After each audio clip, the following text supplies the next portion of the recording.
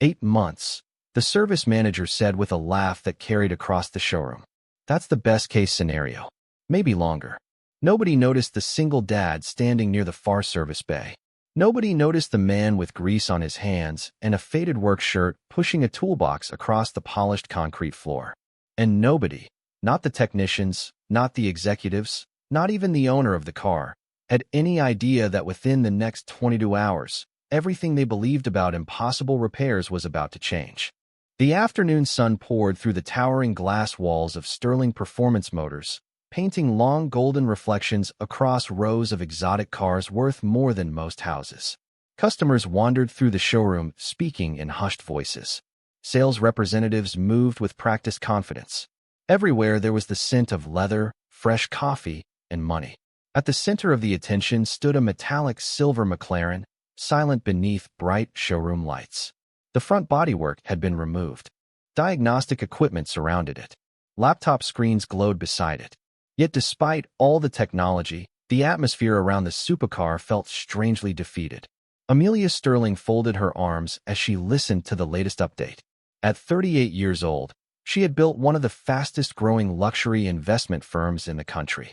She was known for solving problems, making decisions, and staying calm under pressure. But today, frustration was beginning to show. "You're telling me nobody can fix it sooner?" she asked. The lead technician exhaled slowly. "We're telling you the truth." He pointed toward the exposed components. "The electrical fault is buried deep inside the architecture. We've already contacted specialists. We've reviewed factory recommendations. Some replacement systems are backordered." Amelia glanced at the McLaren. 8 months. At least. The technician shrugged. That's reality. A few employees nodded. Others looked away. Nobody liked delivering bad news to someone like Amelia Sterling. For several seconds, silence settled over the service floor. The fluorescent lights hummed softly overhead. A pneumatic wrench echoed from another bay. Somewhere in the distance, a phone rang. Then Amelia shook her head. "There has to be another way." "Not for this car," someone replied. "Not this time."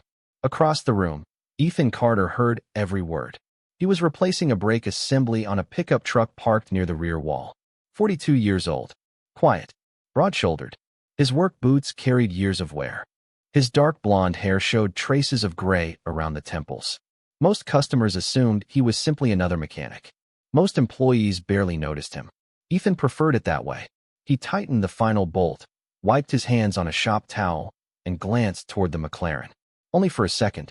Then he returned to work. Because that was who he had become. A man who kept his head down.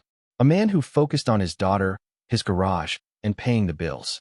A man who no longer chased recognition. Yet something about the conversation lingered in his thoughts. 8 months. The number felt wrong. Very wrong. Near the customer lounge, Amelia continued speaking with the service team. "You've checked everything?" she asked. "Twice," the technician answered. "Then checked it again." Another technician joined in. "Honestly, Miss Sterling, we're lucky we even isolated the problem." "And if you didn't?" Amelia asked. "The car might never run properly again." The room grew quiet once more. Outside, dark clouds were beginning to gather over the city skyline. Shadows stretched across the parking lot. Through the glass walls, the first signs of an approaching storm appeared in the distance. Ethan set down his wrench. For reasons he could not fully explain, he looked toward the McLaren again. His eyes moved across the exposed components. The wiring layout, the control modules, the positioning of several diagnostic connectors. He noticed something, then another thing. His expression remained calm. But somewhere deep behind those quiet eyes, a thought had already begun to form. A possibility. A question nobody else seemed to be asking. He turned away before anyone noticed. The service manager laughed again while speaking to a customer. The technicians returned to their laptops. Amelia stared silently at the motionless supercar. And beyond the growing shadows outside, thunder rolled faintly across the horizon. What none of them knew was that the impossible repair everyone feared would take 8 months had already found its answer. The answer was standing less than 50 feet away, holding a shop rag in one hand and carrying a past nobody in the building would ever expect. The storm arrived faster than anyone expected. Rain tapped softly against the massive showroom windows while customers drifted toward the lounge area, carrying coffee cups and conversations that had nothing to do with the silent McLaren resting beneath the service lights. The technicians continued reviewing diagnostic reports. Amelia Sterling remained near the vehicle, staring at the exposed components as if determination alone could force a solution to appear. But across the building, something far more important was about to happen. The side door opened, and a young girl stepped into the service area carrying a worn backpack nearly as large as her shoulders. She brushed rainwater from her jacket and smiled the moment she spotted Ethan. "Hi, Dad." Ethan looked up from the workbench and immediately smiled back. The tension that seemed permanent on his face softened. "Hey, kiddo." Lily Carter was 11 years old, bright-eyed, curious, and far more observant than most adults. She set her backpack beside a toolbox and walked over to him. "School let out early because of the weather." Ethan nodded. "Good timing. Are we staying late?" she asked. "Probably." She looked around the garage. "Busy day?" Ethan followed her gaze toward the cluster of employees gathered around the silver McLaren. "Something like that." Lily noticed the unusual atmosphere immediately. Everyone seemed focused on the same car. People were whispering. Technicians were moving back and forth with serious expressions. Even customers appeared curious. "What happened?" she asked quietly. Ethan wiped his hands with a shop towel. "Complicated repair." Lily studied the McLaren from across the room. "The silver one. That is the one. Can I look?" Ethan smiled. "Just look. Do not touch anything." "I know." She rolled her eyes playfully. "I am 11, not 5. Ethan chuckled. "Fair point." Lily walked slowly toward the vehicle while employees continued their discussions. Nobody paid much attention to her. To them, she was simply the mechanic's daughter, a quiet kid who often waited at the garage after school. Amelia glanced briefly in her direction before returning her attention to the service manager. Lily circled the McLaren carefully. She had grown up around tools, engines, and repair manuals. While most children spent weekends at malls or movie theaters, Lily spent hers helping organize sockets and handing wrenches to her father. Cars fascinated her, not because they were expensive, because they were puzzles. She leaned slightly forward, examining the partially exposed components. Her eyes moved from one section to another. Then she frowned. One technician walked past carrying a tablet. Another shook his head while speaking into a phone. Nearby, two specialists debated possible replacement procedures. Lily listened for a moment before quietly returning to Ethan. "Dad." Ethan looked up. "Yeah. Can I ask something?" "Always." Lily glanced back toward the McLaren. "Why are they replacing parts that are not broken?" Ethan froze. Not visibly, not dramatically, but for a brief second, his expression changed. It was gone almost immediately. "What makes you say that?" Lily shrugged. "The problem they were talking about." She lowered her voice. "The symptoms do not match the modules they keep mentioning." Ethan stared at her for several seconds. Then he looked toward the McLaren again. Rain continued sliding down the windows. Thunder rumbled softly in the distance. The technicians remained completely unaware of the conversation happening 50 feet away. "Interesting observation," Ethan finally said. Lily tilted her head. "Was I wrong?"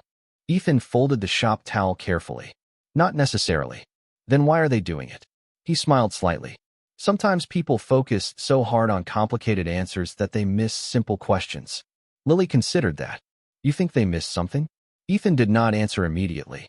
Across the room, Amelia's voice rose slightly as another update failed to provide good news. Frustration echoed through the service bay. Yet Ethan remained calm, quiet, thoughtful. "Maybe," he said at last. "Maybe everybody is looking in the wrong direction." Lily nodded slowly. "That happens." Ethan laughed softly. "More often than you would think." For several moments, neither spoke. Then Lily looked back at the McLaren one more time. "Dad." "Yeah." "You already know what is wrong with it, do not you?" The question hung between them. Ethan did not answer.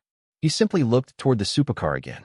His eyes settled on a specific area near the rear diagnostic assembly, a place nobody else seemed interested in, a place that had quietly captured his attention from the moment he first saw the vehicle. And for the first time that day, the possibility forming in his mind no longer felt like a theory. It felt like certainty. The certainty stayed with Ethan long after Lily returned to her homework at the corner desk near his workbench. Rain drummed steadily against the windows now, turning the city lights outside into blurred streaks of gold and white. The showroom had grown quieter as evening approached, but tension still lingered around the McLaren. Every technician who walked past seemed to carry another theory. Every conversation sounded more complicated than the last. Yet the car remained exactly where it had been hours earlier. Silent, unmoved, waiting. Ethan watched from a distance while organizing tools. He said nothing. He had spent years learning that being right and proving you are right were not the same thing. Across the service bay, Amelia Sterling listened as another specialist explained a new diagnostic possibility. We could replace the entire control network, the man suggested.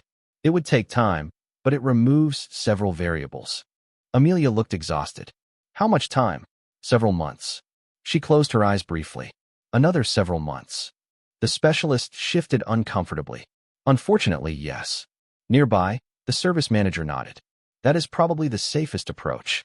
Ethan sighed quietly. Lily looked up from her math workbook. Dad, yeah. They are still guessing. Ethan smiled slightly. Sounds like it. Lily tilted her head. Are you going to tell them? Ethan returned a wrench to its drawer. Tell them what? What is actually wrong? Before Ethan could answer, a voice interrupted from behind. Actually, I would love to hear that. Ethan turned. One of the younger technicians stood there holding a tablet. His name tag read Brandon. He had apparently overheard the conversation. A faint smirk rested on his face. You know what is wrong with the McLaren? Brandon asked. The question immediately attracted attention.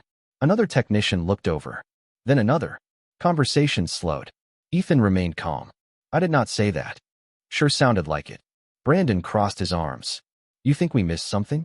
Ethan considered his words carefully. I think everyone has been looking at the symptoms. And? Brandon asked. Maybe not the cause. The young technician laughed softly. That is deep. A few nearby employees chuckled. Not cruelly, but enough. Enough to make the meaning clear. Ethan was a mechanic from a neighborhood garage. The people surrounding the McLaren were factory-trained specialists. Amelia noticed the growing conversation and walked closer. What is going on? She asked. Brandon smiled politely. Nothing serious. Apparently our friend here thinks there might be another explanation. Amelia looked at Ethan. You have an idea? Ethan hesitated. He had no desire to become part of the discussion. He preferred fixing problems, not debating them. But something in Amelia's expression caught his attention. She was frustrated, tired, looking for answers. Not status, not pride. Answers. Maybe, Ethan said. The service manager laughed. Well, this should be interesting. Several technicians gathered closer. The atmosphere changed immediately. People sensed entertainment. A mechanic challenging a room full of specialists. Amelia folded her arms. Go ahead. Ethan glanced once toward Lily. She offered an encouraging smile. Then he turned back to the McLaren. The fault pattern does not match the replacement strategy. Silence. Brief, but noticeable. One technician frowned. Another exchanged glances with Brandon. What does that mean? Brandon asked. Ethan pointed toward the vehicle. The system failure appears widespread, but it is behaving too consistently. Consistently, the timing is precise. Ethan looked at the exposed components. Failures like this usually create more random behavior. The service manager shrugged. That does not prove anything. No, Ethan agreed calmly. It does not. Brandon smirked again. Then what does? Ethan looked directly at the vehicle, answering one question. Amelia leaned forward slightly. What question? The room grew unexpectedly quiet. Rain tapped against the glass. Somewhere in the distance, thunder rolled again. Ethan's voice remained steady. If the network itself is failing, why is the communication delay exactly the same every single time? Nobody answered. Ethan continued. The logs show the same delay. Every cycle, every restart, every test. Brandon's smile faded slightly. Another technician glanced down at his tablet. The service manager frowned. What are you suggesting? Ethan shook his head. I am not suggesting anything. Then why ask? Brandon replied. Because nobody has answered it. Silence returned. Longer this time. Amelia looked from one technician to another. Nobody spoke. Nobody offered an explanation. Ethan did not appear proud. He did not look victorious. He simply waited. The fluorescent lights buzzed softly overhead. The storm continued outside. And for the first time all day, the room no longer felt certain of itself. Amelia slowly turned toward the technicians. Can anyone answer that question? More silence. One specialist checked his tablet. Another looked at the diagnostic screen. Brandon shifted uncomfortably. No answer came. Ethan picked up his shop towel. Have a good evening. Then he turned and walked back toward his workbench. Behind him, the conversation did not resume immediately. Nobody laughed. Nobody joked. Because the simple question asked by a quiet single father had just exposed something every expert in the room had somehow overlooked. For nearly a minute after Ethan walked away, nobody moved. The service bay felt different now.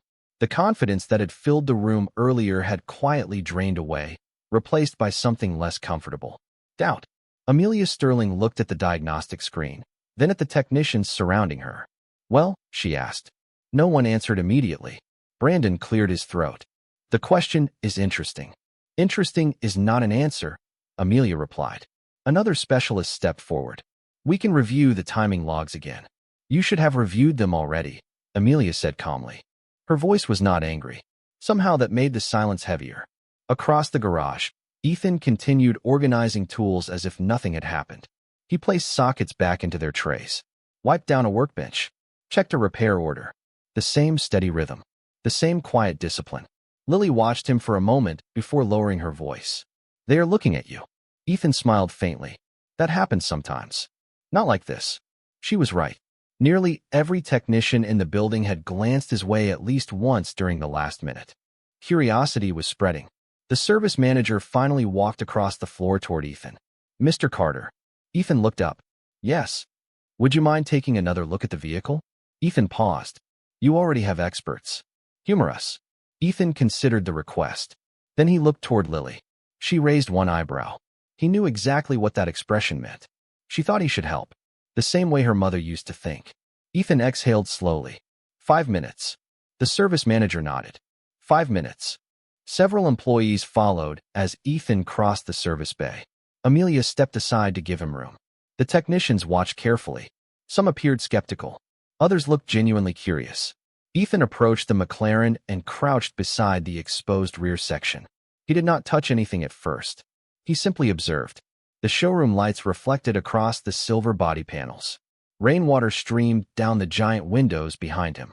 The storm outside had deepened, filling the evening sky with dark shades of blue and gray. Ethan's eyes moved across connectors, wiring paths, and control modules. Slowly, methodically, he looked less like a mechanic and more like a man reading a familiar language. Brandon folded his arms. What are you looking for? Ethan did not answer immediately. He leaned closer to a diagnostic connector, studied it, then another. Finally, he stood.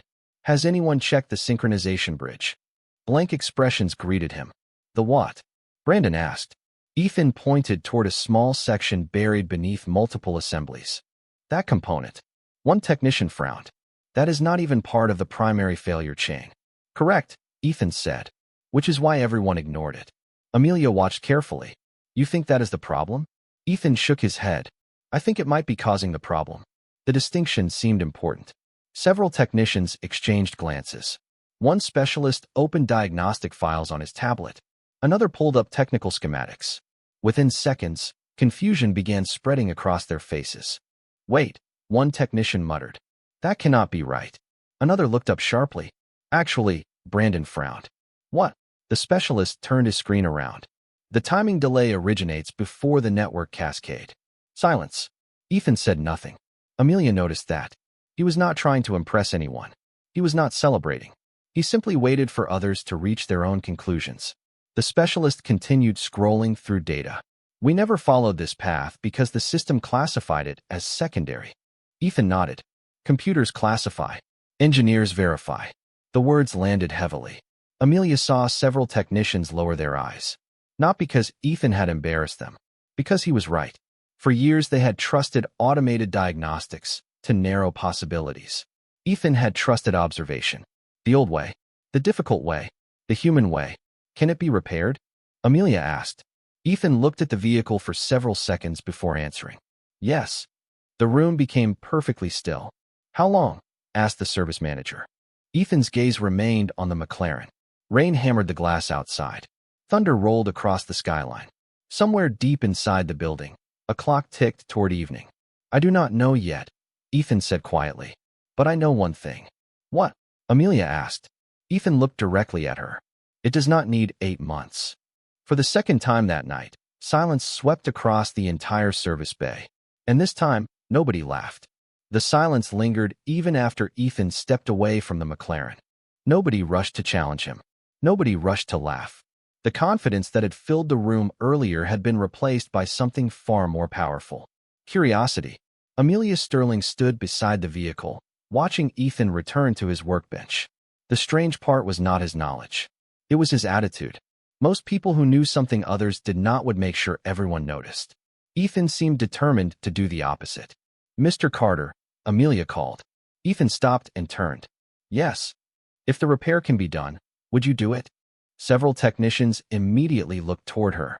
Brandon blinked in surprise. The service manager appeared even more shocked. Ethan remained calm. "That depends." "On what?" Amelia asked. "Whether you want the car fixed or whether you want everyone to keep protecting their assumptions." Nobody spoke. Amelia held his gaze for several seconds. Then, unexpectedly, she smiled. It was the first genuine smile anyone had seen from her all day. "I want the car fixed." Ethan nodded once. "Then I will take another look." The service manager stepped forward quickly. "We should discuss procedures first." Ethan looked at him. "Of course. Insurance requirements. Liability concerns. Documentation. Of course." Brandon folded his arms. "You really think you can solve something an entire team has not?" Ethan picked up a flashlight from his workbench. "No," Brandon frowned.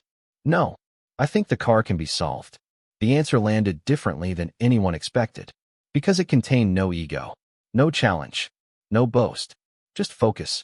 Amelia noticed that too. An hour later, most customers had gone home. Rain continued falling outside. The service bay lights reflected across wet pavement beyond the giant windows. The city seemed quieter, smaller, almost distant. Ethan had moved the McLaren into a separate work area near the rear of the facility. Not because he demanded privacy, because he preferred fewer distractions. Lily sat nearby, finishing homework while Ethan reviewed technical diagrams displayed on a monitor. Amelia remained longer than she intended. Twice she had tried to leave. Twice she found herself stopping to watch. Something about the scene felt unusual. The billionaire executive, the exotic supercar, the team of specialists. And at the center of it all, a quiet mechanic studying information with the patience of someone solving a puzzle instead of chasing a deadline. "Dad," Lily asked softly. "Yeah. You have that look." Ethan smiled without looking up. "What look?" "The one you get when you already know the answer." A few nearby technicians overheard her. One almost laughed before stopping himself. Ethan glanced toward his daughter. "That is a dangerous assumption." "Is it true?" Lily asked. Ethan paused. "Partially." Amelia raised an eyebrow from across the room. "Partially." Ethan turned toward the monitor. "I know where the problem begins." "That sounds important," Amelia said. "It is." "Then why are you still studying it?" Ethan's eyes moved across another schematic. "Because fixing something and understanding something are not the same thing." Once again, silence followed. He had a way of saying simple things that somehow carried more weight than complicated explanations. Hours passed. One technician left. Then another. Eventually, only a handful remained. Brandon was among them. Though he would never admit it, he had become fascinated. Every prediction Ethan made seemed to reveal another layer of the mystery. Near 9 o'clock that evening, Ethan finally stood. He walked to an old storage cabinet near the back wall, one that had not attracted attention all day. He unlocked the bottom compartment and opened it slowly. Lily looked up immediately. So did Amelia. Inside sat a large black toolbox unlike any other in the building. It showed signs of age. Scratches covered the surface. The corners were worn smooth from years of use. Yet it had been meticulously maintained. Ethan stared at it for several moments without speaking. The room seemed to grow quieter. Even the sound of rain felt distant. "You still keep that?" Lily asked gently. Ethan nodded. "Some things are worth keeping." He lifted the toolbox carefully and carried it toward the McLaren. Amelia noticed something unusual. The way he handled it. Not like equipment. Like memory. Like history. Like something connected to a part of his life he rarely discussed. Brandon frowned. "What is in there?" Ethan rested the toolbox beside the vehicle. "Old tools." "That is all?" Brandon asked. Ethan looked at him and smiled faintly. "Usually the most important things are." Then he released the latches. And for the first time that night, Even Amelia could feel that whatever happened next was connected to a story far bigger than a broken supercar. The latches clicked open with a sound so small that nobody should have noticed it. Yet every person standing nearby seemed to hear it. Ethan lifted the lid slowly. Inside were not expensive diagnostic devices or cutting-edge electronics. The tools looked surprisingly ordinary. Precision screwdrivers, measuring instruments, handwritten notebooks, a few custom adapters worn smooth from years of use. But it was the way Ethan looked at them that made the room quiet. Lily watched him carefully. She had seen that expression before. It appeared only when memories surfaced, the kind that lived deep beneath the surface. Amelia remained near the vehicle, unable to explain why she had not gone home hours ago. Something told her this night mattered. Ethan removed a small notebook from the toolbox. The edges of the cover had faded with age. He opened it gently. Several pages contained sketches, notes, calculations, ideas written in careful handwriting. Brandon leaned closer. "You still use paper?" Ethan smiled faintly. "Paper never crashes." A few people chuckled. The tension eased for a moment. Then Ethan turned another page and became quiet again. Lily stood and walked over. "Mom liked that notebook." Ethan nodded. The room instantly grew still. Until now, nobody had heard him mention his wife. "She bought it for me," he said softly. "Years ago." Lily smiled sadly. "I remember." Ethan ran his thumb along the edge of the notebook. "She said every good engineer should keep a place for unfinished thoughts." Amelia noticed the word engineer immediately. So did Brandon. Several technicians exchanged glances. "Engineer. Not mechanic. Engineer." Ethan closed the notebook and set it beside the vehicle. For a few moments, he simply stared at the exposed components of the McLaren. Rain continued falling outside. The service bay lights reflected across puddles in the parking lot. Midnight seemed closer than evening now. Lily settled into a chair beside him. "You miss her tonight," she said quietly. It was not a question. Ethan looked toward the floor. "Yeah." The honesty surprised everyone. "She would have loved this car," Lily continued. "Not because it is expensive." Ethan smiled. "Because it is complicated." Exactly. For the first time that evening, Amelia found herself smiling too. The picture forming in her mind no longer matched the man she had first noticed across the garage. This was not simply a mechanic with unusual knowledge. There was something deeper here, something hidden beneath years of silence. Brandon glanced toward the notebook. "You said she bought that for you." Ethan nodded. "Long time ago. Back when you were an engineer?" Ethan remained silent. The question hung in the air. No one pushed. No one interrupted. Finally, Ethan looked toward the McLaren. "Back when I thought I would spend my whole life designing things." Amelia felt her curiosity sharpen immediately. Designing what? Ethan smiled without looking at her. "Cars." Silence followed. Brandon blinked. "You designed cars?" Ethan shrugged. "A long time ago." "For who?" another technician asked. Ethan closed the toolbox halfway. "That is not important." To everyone else, it sounded very important. Lily looked at him knowingly. "Dad." Ethan sighed softly. "What?" "You always say that when it is important." A few quiet laughs spread through the room. Even Ethan laughed this time. The atmosphere felt different now. Warmer. More human. Not because secrets had been revealed. Because people were finally seeing the man instead of the uniform. Amelia leaned against a nearby workbench. "What happened?" she asked gently. Ethan knew what she meant. Why had someone with this level of knowledge ended up working in a small neighborhood garage? Why had someone who clearly belonged in engineering disappeared from the industry altogether? For several seconds he said nothing. Then he looked toward Lily. She nodded almost imperceptibly. Permission. Trust. Understanding. "Life happened," Ethan said. "My wife became sick." Nobody spoke. Priorities change when the person you love needs you more than your career does. His voice remained calm. There was no bitterness in it. No self-pity. Only acceptance. After she passed away, Lily needed someone. He glanced toward his daughter. "And I needed someone too." Lily reached over and squeezed his hand. The gesture was small, but powerful. Amelia felt something tighten in her chest. Not sadness exactly. Respect. Deep respect. Ethan continued. The projects stopped matching. He looked around the garage. Titles stopped matching. Then he smiled at Lily. Some things are more important than being impressive. Nobody laughed. Nobody checked their phones. Nobody looked away. Because in that moment the room understood something that had nothing to do with engineering. Nothing to do with diagnostics. Nothing to do with luxury cars. The quiet man standing beside the McLaren had not walked away from success because he failed. He had walked away because he chose love over ambition. And somehow that revelation felt far more extraordinary than any technical skill he might possess. The clock above the service bay showed 2:17 in the morning when the last of the unnecessary conversations finally disappeared. The building felt different now.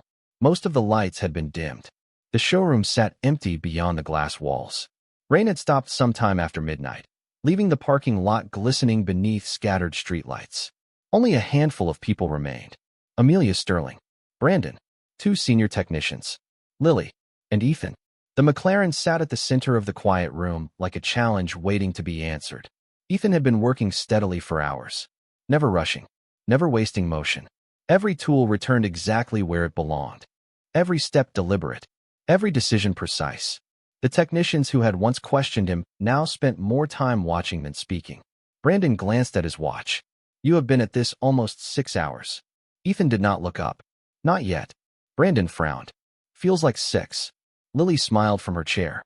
"That means he is making progress." Ethan pointed a flashlight toward a section buried deep inside the vehicle's architecture. Several small components rested neatly on a nearby tray. The service manager had left hours earlier. His confidence had gone with him. The remaining specialists seemed increasingly aware that they were witnessing something unusual. Amelia stepped closer. "What changed?" Ethan examined a connector before answering. "Perspective," meaning everyone treated the symptoms like the problem. He adjusted a small assembly. The actual problem was hiding behind them. Amelia nodded slowly. She understood the words, even if she did not fully understand the engineering. The principle felt familiar. Business worked the same way. Life worked the same way. People often chased visible problems while missing deeper causes. Ethan continued working. The hours passed. 3 o'clock became 4. 4 became 5. Coffee cups accumulated near workstations. Outside, the first hint of dawn began softening the horizon. Nobody suggested going home. Nobody seemed willing to leave before seeing what happened next. Shortly after sunrise, one of the senior technicians stared at the latest diagnostic results and shook his head. "That is impossible." Brandon looked over his shoulder. "What?" "The cascade failures are disappearing." Brandon grabbed the tablet. "How many?" "Almost all of them." Silence settled over the room. Ethan remained focused. He neither celebrated nor reacted. Amelia noticed that too. Every small success seemed expected. Not because he was arrogant, because he trusted the process. Around 8 o'clock in the morning, Lily woke from a short nap in the waiting area. She blinked sleepily and looked toward the vehicle. "How close?" she asked. Ethan smiled. "Closer. That means really close." He laughed softly. "Maybe." Amelia glanced between them. "You have your own language." Lily stretched. "You would too if you spent years helping him fix things." Ethan handed her a bottle of water. "Good morning, kiddo." "Morning, Dad." She looked at the McLaren. "Still fighting?" Ethan shook his head. "Not anymore." That answer immediately captured everyone's attention. Brandon stepped forward. "What does that mean?" Ethan finally stood upright. He rolled his shoulders slowly. For the first time in nearly a day, fatigue appeared on his face. But beneath it rested something stronger. Confidence. Quiet certainty. "It means we are done." Nobody moved. Nobody spoke. Amelia stared at him. "Done." Ethan nodded. "Done." The words seemed too simple. Too small for what they represented. One technician looked at the vehicle, then at the monitor, then back at Ethan. "You are serious?" "Yes." Brandon swallowed hard. "After all this time?" Ethan glanced at the clock. 22 hours. Complete silence. The number hung in the air. 22 hours. The same room that had once spoken casually about months now struggled to process less than a day. Amelia stepped closer. "You are telling me the car is ready?" Ethan looked at her calmly. "There is only one way to find out." Nobody breathed. The morning sun streamed through the giant showroom windows. Golden light spilled across polished concrete floors. Dust particles drifted lazily through the air. Somewhere outside, traffic had begun filling city streets again. A new day had arrived. Ethan reached through the open driver's side area and paused for a brief moment. Not dramatically, respectfully, the way a craftsman pauses before the final step. Then he activated the system. The room fell completely silent. Every eye locked onto the McLaren. Every thought stopped. Every assumption vanished. And for the first time since the vehicle entered the building, everyone waited with exactly the same feeling. Hope. Hope lasted only a few seconds before it transformed into something much stronger. The system completed its startup sequence. Diagnostic screens flickered. Status indicators changed. One by one, the warning messages that had dominated every monitor for days began disappearing. Brandon stared at the nearest display. No way. A senior technician refreshed the results, then refreshed them again. The numbers remained unchanged. System communication restored. Synchronization stable. Fault cascade cleared. The room stood frozen. Ethan remained beside the vehicle, watching quietly. Amelia looked from the screens to Ethan and back again. "Is that real?" she asked. Nobody answered immediately because everyone was busy verifying it for themselves. The specialists checked logs, ran confirmation tests, compared data. Every result pointed to the same conclusion. The problem was gone. Completely gone. A technician who had doubted Ethan from the beginning slowly lowered his tablet. "I have never seen anything like this." Brandon swallowed hard. "Neither have I." Ethan finally stepped back from the vehicle. "Start it." Amelia looked at him. "You do it." Ethan shook his head. "It is your car." For a brief moment she hesitated. Then she moved toward the driver's seat. The giant showroom windows flooded the service bay with morning sunlight. The storm had passed. The city beyond looked bright and clean, as if the world itself had been reset overnight.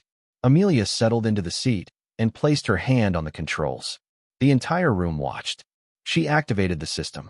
A moment later, the McLaren responded exactly as it was designed to. Smooth, precise, effortless. The sound filled the garage and then settled into a flawless rhythm. Nobody spoke. Nobody moved. Several technicians simply stared. One older specialist removed his glasses and rubbed his eyes.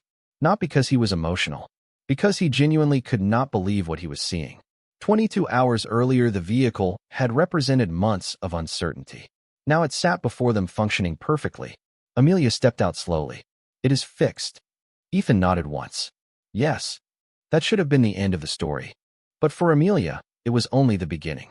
2 hours later, after additional testing confirmed the repair, Ethan returned to cleaning tools. The same quiet routine, the same humility, the same lack of interest and recognition. Most people would have been celebrating. Ethan was organizing wrenches. Amelia watched from across the garage before finally opening her laptop. Curiosity had become impossible to ignore. She typed a simple search. Ethan Carter. Hundreds of ordinary results appeared. Too many. She refined the search. Engineering. Automotive. Design. The screen loaded. Amelia frowned. Then she leaned closer. That cannot be right. She clicked another result. Then another. And another. Every new page deepened her disbelief. Across the room, Brandon noticed her expression. "What is it?" Amelia turned the laptop toward him. Brandon read the screen. The color drained from his face almost instantly. No, Amelia opened another archived article. A photograph appeared. Younger, cleaner cut, standing beside a prototype vehicle at a major automotive unveiling more than a decade earlier. The name beneath the photograph read Ethan Carter, LED Systems Architect. Brandon sat down heavily. "You are kidding." Amelia continued reading. The deeper she searched, the more astonishing the story became. Technical patents, industry awards, engineering journals, conference presentations, research collaborations. Ethan's fingerprints seemed to appear everywhere across modern performance vehicle development, not as a minor contributor, as one of the people responsible for shaping it. Amelia opened another article and froze completely. "Oh my God." Brandon looked over. "What?" She pointed to the screen. The article discussed a revolutionary synchronization framework that had influenced multiple high-performance automotive platforms. The author's name appeared at the top. Ethan Carter. Silence spread across the room once again. The same synchronization principles that had solved the McLaren's problem were techniques Ethan himself had helped pioneer years earlier. Brandon stared toward the workbench where Ethan quietly cleaned a socket wrench. They were using his work. Amelia nodded slowly. Without realizing they were standing next to the man who created it. The realization hit everyone differently. Some felt embarrassed. Others felt amazed. One technician simply laughed in disbelief. Not mocking laughter. The kind that appears when reality becomes almost impossible to process. Meanwhile, Ethan continued working completely unaware of the investigation unfolding behind him. Lily, however, noticed everything. She looked at Amelia and smiled softly. "You found it, did not you?" Amelia looked up. "You knew?" Lily nodded. "Dad never talks about it." "Why not?" Amelia asked. Lily glanced toward Ethan. "Because he does not care about being important anymore." Those words settled over the room with remarkable weight. Because they explained something every award, every patent, and every accomplishment could not. The most extraordinary thing about Ethan Carter was not that he had once been a brilliant engineer. It was that he had quietly chosen a different definition of success. The rest of the day passed in a blur of conversations Ethan never expected to have. Technicians who had barely acknowledged him that morning now asked questions with genuine respect. Engineers from other locations called the facility after hearing what had happened. Reports were reviewed. Documentation was updated. More than once, someone referred to Ethan as a legend. Each time, he seemed slightly uncomfortable. By late afternoon, the excitement had begun to settle. The McLaren sat gleaming beneath the showroom lights, fully restored and ready to leave. Amelia Sterling stood beside it with a folder in her hands. Ethan was packing away tools while Lily finished the last few pages of homework at a nearby table. The normal rhythm of their lives was quietly returning. Amelia walked over and stopped in front of him. "I owe you more than a thank you." Ethan looked up. "The car is fixed. That is enough." Amelia smiled. "For you, maybe." She opened the folder. "I would like to offer you a position." Ethan immediately shook his head. Amelia laughed softly. "You did not even hear the details. I already know the answer. It is a leadership role." Ethan continued organizing tools. "No, the compensation package starts in 7 figures. No flexible schedule. No research opportunities. No." Brandon, standing nearby, could not stop smiling. "You are making this look easy." Ethan looked at him. "It is easy." Amelia folded her arms. "Why?" Ethan finally closed the toolbox and looked toward Lily. She was concentrating on a science assignment, completely unaware that a life-changing offer was being discussed a few feet away. Sunlight streamed through the showroom windows, illuminating strands of golden dust drifting through the air. The storm from the previous night felt like a distant memory. "Because I already have the job I want," Ethan said quietly. Amelia followed his gaze toward Lily. Understanding arrived instantly. Not partial understanding. Complete understanding.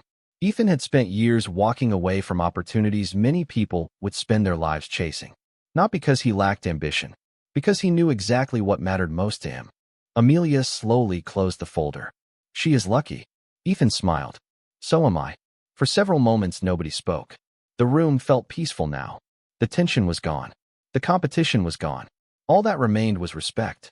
Later that evening, as the sun dipped low over the city skyline, Ethan and Lily prepared to leave. The toolbox was loaded into the truck. Backpacks were gathered. Work orders were finished. Just another day coming to an end. Amelia stepped outside as they reached the parking lot. "One more thing," she called. Ethan turned. "Yes." Amelia handed him a small envelope. "This is not a job offer." Ethan hesitated before accepting it. "What is it?" "Something I wanted to do." After a moment, he opened the envelope. Inside was a handwritten note. Nothing more. No contract. No check. No business proposal. Just a single message. "Thank you for reminding us that character matters more than titles." Ethan read it once. Then again. His expression softened. "Thank you," he said. Amelia nodded. "No, thank you." Lily slipped her hand into her father's. "Ready to go home?" Ethan smiled. "Absolutely." They climbed into the truck as evening painted the sky with shades of orange and gold. The city moved around them. Traffic lights changed. People hurried through their routines. Life continued exactly as it always had. Yet something had changed. Not the repaired car. Not the engineering mystery. Not the headlines that would probably follow. What changed was the way people saw a man they had overlooked. A man who never demanded attention. Never chased applause. Never reminded anyone of what he had accomplished. He simply showed up, worked hard, helped when he could, loved his daughter, and carried his dignity quietly. As the truck disappeared down the road, Amelia remained standing beside the showroom entrance, watching, reflecting, smiling, because sometimes the strongest people are not the loudest people in the room. Sometimes the most extraordinary stories belong to those who stop trying to impress the world. And sometimes true success is not measured by wealth, awards, or recognition. Sometimes it is measured by the person waiting for you when you come home. If this story touched something in your heart, perhaps it is because all of us know someone who carries quiet strength without asking for credit. Feel free to share where you are watching from and tell us about a person whose character inspired you. And if stories about dignity, second chances, and the goodness hidden in ordinary people mean something to you, we would be honored to have you join us again. Until next time, remember that respect earned through humility often lasts far longer than recognition earned through noise.